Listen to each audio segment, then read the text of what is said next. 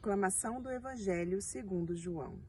Naquele tempo, Jesus exclamou em alta voz: Quem crê em mim, não é em mim que crê, mas naquele que me enviou.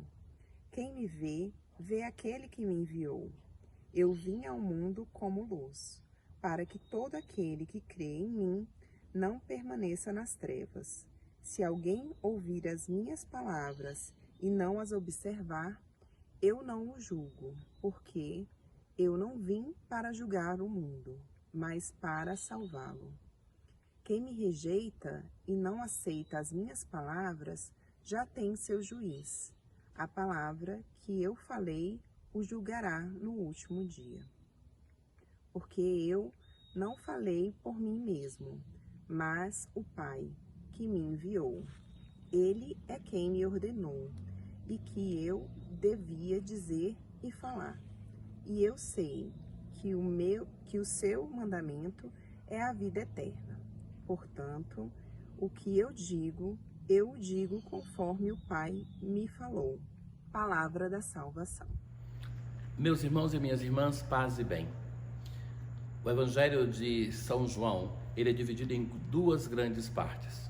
A primeira que é até o capítulo 12, inclusive, aonde Jesus faz um discurso para todas as pessoas.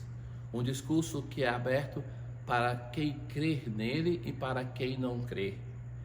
E a partir do capítulo 13, nós temos sim um discurso que é um discurso dirigido aos seus discípulos, para aquelas pessoas que creem nele. Hoje nós temos no Evangelho da liturgia a conclusão dessa primeira grande parte, em que Jesus começa dizendo assim: quem crê em mim, não é em mim que crê, mas naquele que me enviou. Jesus vai insistir naquele grande tema que é a identidade entre ele e aquele que o enviou, entre ele e o Pai. Já no prólogo do Evangelho, João vai dizer assim: Deus, ninguém jamais o viu, mas propriamente o Filho de Deus nos revelou. E é esta revelação, esta identidade entre o Filho e o Pai que é insistentemente dita e apresentada no Evangelho, mas em toda a obra de João. Isso está presente nas cartas, no Evangelho, no Apocalipse. No Antigo Testamento, a ideia que se tinha de Deus era um Deus que é totalmente transcendente, que ele não é nunca conhecido, nunca visto. Não era possível ver o rosto de Deus, tocar em Deus, ouvir a palavra de Deus assim, dita por voz humana. Já o que marca o início do Novo Testamento é o fato que o Deus que falou com a humanidade de diversos modos, nesses tempos, que são os últimos, resolveu falar de um modo definitivo, através do seu Filho. Por isso, o Evangelho de João começa com uma afirmação: o Verbo se fez carne. O que quer dizer isso?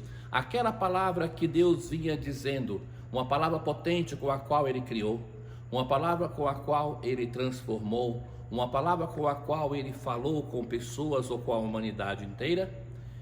Tudo aquilo que Deus vinha falando à humanidade, a um dado momento se torna uma pessoa. E essa pessoa é Jesus.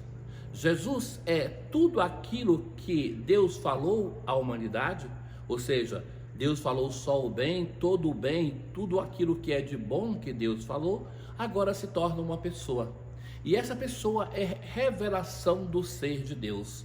Ela é Deus. Então, Jesus insiste ainda na conclusão dessa primeira parte, na qual ele se apresenta para todos em dizer: quem crê em mim, não é em mim que crê, mas naquele que me enviou. Quem me vê, vê aquele que me enviou. Queremos saber como é Deus? Queremos saber com quem anda o nosso Deus? Olhemos para Jesus. E o Evangelho vai nos dizer: estava com os pecadores e com os publicanos. Queremos saber qual o sentimento de Deus em relação aos pobres, à injustiça, em relação àqueles que não acreditam em Deus, em relação àqueles que são considerados pecadores públicos, olhemos para a pessoa de Jesus. É Ele, é Jesus que é revelação do que é Deus. Vejam, caríssimos, nós vivemos em um momento curioso da história das religiões, em que a religião se torna cada vez mais um sentimento subjetivo. Se no passado, e até diria que poucos anos atrás, a relação que tínhamos com a religião era de uma coisa tão objetiva e engessada, que quase que uma pessoa somente tinha que dizer sim àquilo que a igreja decretava, hoje nós vivemos um momento também esse perigoso, que a religião se tornou uma questão subjetiva. Então, muitas vezes, quando estou na pastoral com as pessoas, nesses dias, por exemplo, conversando com as pessoas sobre este momento que nós vivemos da pandemia, então elas têm todo um diagnóstico do que é esse momento, do que Deus pensa, algumas vezes totalmente contrário àquilo que diz a palavra de Deus. Por exemplo, quando me dizem isso, que isso é um castigo para este momento, ou então já tive a afirmação absurda que dizia assim que somente contrai essa doença ou sofre quem é um pecador, quem está com Deus não tem que se preocupar. E eu digo assim, caríssimo, da onde você pegou essa ideia? Aí ele fala, Deus que me revelou. Eu falei, sim, mas você percebe que essa tua revelação não tem nenhum fundamento na palavra de Deus? Que Jesus vai dizer justo o contrário? De um Deus que faz festa por um só pecador que se converte, do que por 99 justos que não precisam de conversão, de um Deus que é próximo àquilo que é perdido, de um Deus que é misericordioso, que é um Deus de amor, de bondade e compaixão, e não um Deus da vingança. Mas essa pessoa tem tanta convicção na sua ideia subjetiva de Deus, que não consegue se abrir à verdade da revelação. Ou seja, é Jesus que é revelação de Deus. É Jesus que nós devemos olhar para ver quem é Deus, o que nos diz Deus, como Ele se comporta. E Jesus hoje vai, concluindo essa primeira grande parte, dizer isso. Eu vim ao mundo como luz, e vai dizer na metade do texto, se alguém ouvir as minhas palavras e não as observar, eu não o julgo, porque eu não vim para julgar o mundo, mas para salvá-lo. O Senhor veio para nos trazer salvação. O julgamento, isso vai dizer o mesmo São João, o julgamento é este, que a luz veio ao mundo e as trevas não a acolheram. Então não é Deus Salvador que julga e condena, mas a pessoa que, rejeitando a salvação, se condena. Ora, é este Deus rico em misericórdia, o Deus Salvador, que se nos apresenta hoje na liturgia. E o Senhor vai dizer assim, e eu sei que o seu mandamento é vida eterna. Portanto, o que eu o digo conforme o Pai me falou. Jesus é a revelação de Deus Pai. Jesus nos diz tudo aquilo que o Pai quer dizer e transmitir à humanidade. E o diz de um modo definitivo, nos diz de um modo conclusivo.